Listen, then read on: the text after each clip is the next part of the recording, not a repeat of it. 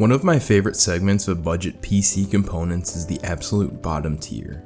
Those parts that cost next to nothing but still offer a surprising amount of utility. In this category are GPUs that in 2024 can be bought on the used market for less than $20. These video cards are typically older models, primarily intended as display adapters or for workstation systems. But what happens if you try to game on one of these graphics cards? Today, I want to put one of my favorite ultra-cheap video cards to the test, the decade-old NVIDIA Quadro K620. I picked this card up over a year ago when I started flipping PCs. I was looking for a reliable, low-powered, and cheap display adapter for testing systems and troubleshooting. When it comes to gaming on a GPU like the K620, you need to manage your expectations. This card, which dates back to 2014, is designed for workstation use and only includes 2GB of DDR3 video memory running on a 128-bit bus. What makes the K620 interesting is its affordability. I've seen them go for as low as $15 on eBay, with prices usually hovering around $18 to $20 in the US. For that cost, you're getting a GPU running on the Maxwell architecture. Interestingly, the K620's GM107 GPU is the same processor used in cards like the GTX 750 and 750 Ti. The K620 features a base clock of 1058 MHz, a boost clock of 1124 MHz, and a memory clock of 900 MHz. It has a modest render configuration with 384 shading units, 24 TMUs, and 16 ROPs.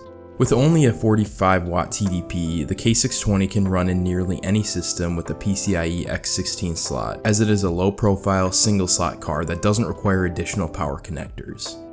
It's got a very thin and compact cooling unit and features a DVI and DisplayPort for video out. Perhaps the most surprising part of the Quadro K620 is the fact that it still receives updated NVIDIA Quadro drivers as of June 2024. If you've been following the channel for a while, you may know how much I love low-profile graphics cards.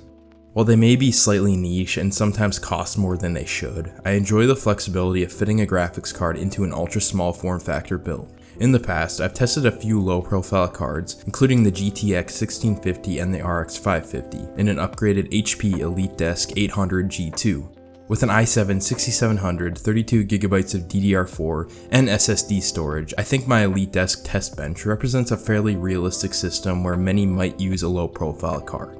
Today, I've dropped the Quadro K620 into the small form factor desktop to test its gaming capabilities. The goal is to see what kind of titles the K620 can even handle with the targeted resolution of 1080p and frame rates between 30 and 60 FPS. As mentioned earlier, expectations need to be modest for hardware like this. I also plan to run the K620 in a few modern titles where lowering the settings and resolutions might still result in a borderline or outright unplayable performance. Ultimately, I want to push this tiny graphics card to its limit. To start, I ran a few esports titles since they are usually the least intensive and most hardware inclusive, with many able to run on integrated graphics or cards with similar performance to our Quadro K620. The first one I tested was Counter-Strike 2. Running it at 1080p on the low preset during a practice match on the Dust 2 map, I saw a steady average frame rate of about 63 FPS after a few rounds. I didn't test CS2 at lower resolutions, but it's likely that the K620 could output significantly more frames at the cost of graphic fidelity. Either way, I found the performance at 1080p to be both steady and playable. Next, I used the Rainbow Six Siege benchmarking tool at 1080p on the low preset. The Quadro struggled a bit more with this title, averaging a stable 46 FPS. To achieve over 60 frames, a resolution drop was necessary. At 900p with low settings, I got an average of about 63 FPS in a match. While not full HD, given the hardware we're working with, I find 900p to be acceptable. In Fortnite, I used performance mode with a resolution of 1080p at 100% render resolution, medium textures, and a view distance set to far. Keep in mind that in Fortnite, especially in performance mode, the CPU plays a significant role in the results. The 4-core 8-threaded i7 6700 in my setup is likely to perform much better than any older i5 with 4 cores, 4 threads, and weaker single-core performance. Over the course of a match, I saw fairly consistent frame rates around 70 to 80 FPS with a few significant drops that improved as the match progressed and more shaders were compiled. I found this performance pretty impressive, but once again, dropping the resolution would result in a more competitive output.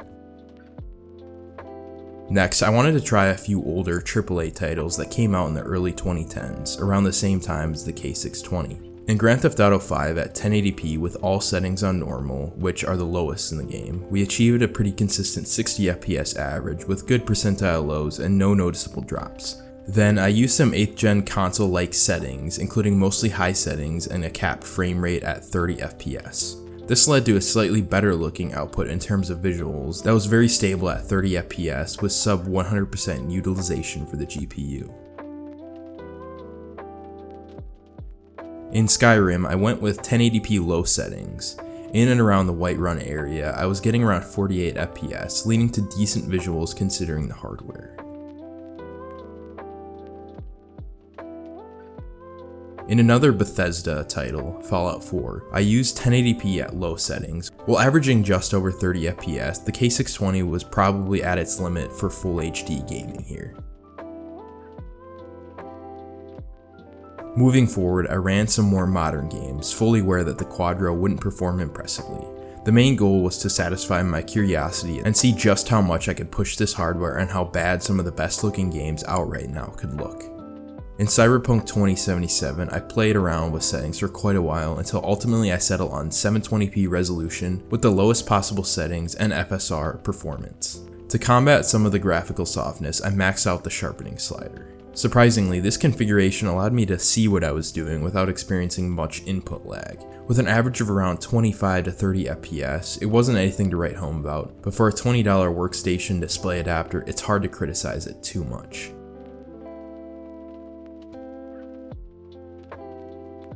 In Baldur's Gate 3 at 1600 by 900p resolution with all settings on the low and FSR set to ultra performance, the K620 could only muster an average of about 26 FPS in the intensive city areas. During dialogue scenes, the frame rate nearly doubled, but given how poor the visuals looked, especially when traversing the world and in combat, I don't think that anyone could play this without experiencing a headache or eye strain.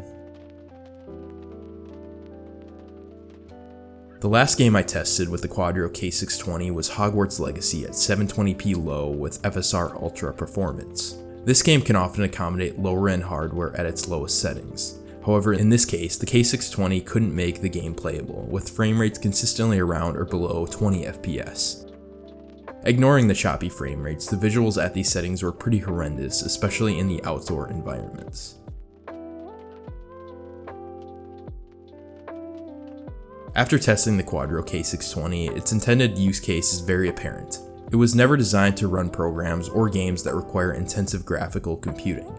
However, considering its current price and some of the results we achieved today, the K620 could be a very cheap way to access older games and esports titles on the super casual end of things. For just $15 to $20, it may be all someone needs if they only want to play things like Grand Theft Auto 5, The Sims, and Minecraft on an older home desktop system if integrated graphics can't get the job done well enough. Compared to the Dell OEM RX 550, another low profile and affordable GPU I tested recently, the K620 falls pretty far behind. However, it also costs less than half as much as the 4GB model that I tested. In-game performance for the K620 may even be similar to that of the GT 1030, a card that became more popular than it should have during the GPU shortage a few years ago. Anyways, if you found this video interesting, consider giving it a like and subscribing to the channel if you haven't done so already.